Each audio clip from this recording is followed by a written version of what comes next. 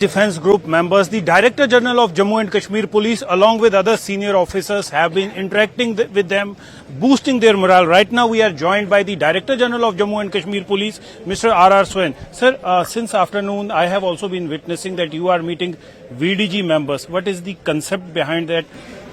This scheme has been there for quite some time, almost about since 1996-97 the Village Defence Group scheme has been there in J&K.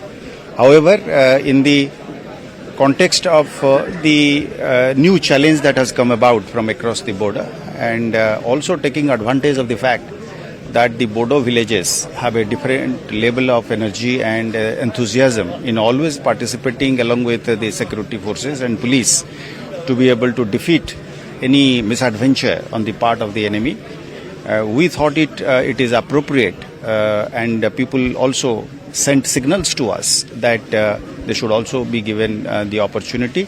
So therefore we thought that the scheme should be given a new life, it should be revisited, it should be strengthened in different ways, in numbers, both in the existing groups and also by adding new groups, and at places where we think they would be productive and operationally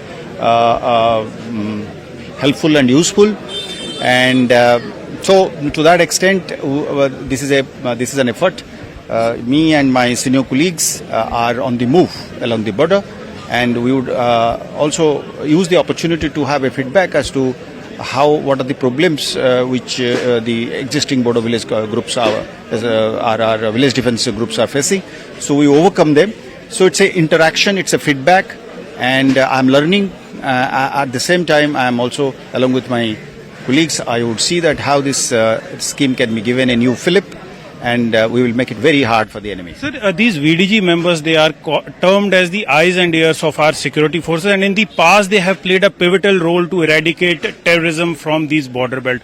But they have a grudge that they are using obsolete weapons. They are not being given new sophisticated weapons. So is there a plan to provide them with sophisticated weapons given the challenge from across is really tough these days, sir? Yeah, this issue did come up during the meeting, and we are determined. The Army has been generous to help us with better weapons, and we are in the process of getting them, and we would certainly equip and replace the old ones with semi-automatic and better arms and ammunition. Sir, at a time when our security forces are battling terrorists on the ground, one of the politicians, I won't name him because this would be a political question, but I just want to know that making a statement by a senior politician that the armed forces are hand in glove with terrorists, one of the politicians, he made a statement today, he's a former chief minister, he made a statement that army is hand in glove with terrorists, and that is why terrorism in Jammu has increased and terrorists are able to infiltrate and kill innocent civilians. So how do you see such statement?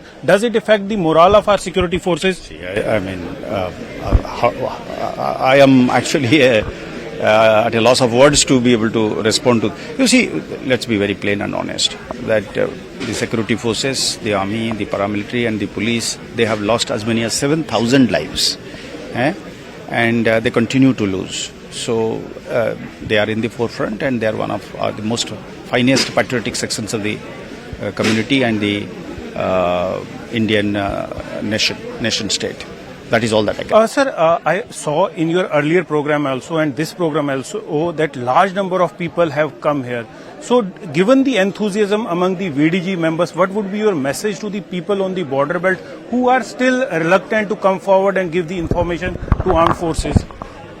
I don't think they are reluctant. I think they are eager. The only issue is that how do we streamline or kind of facilitate that flow of information. The police and the security forces making their channels open and available, and so somebody who is eager, somebody who has seen something important, somebody who has a bit of an information, very relevant information to share, he is able to access a particular number or a particular person easily.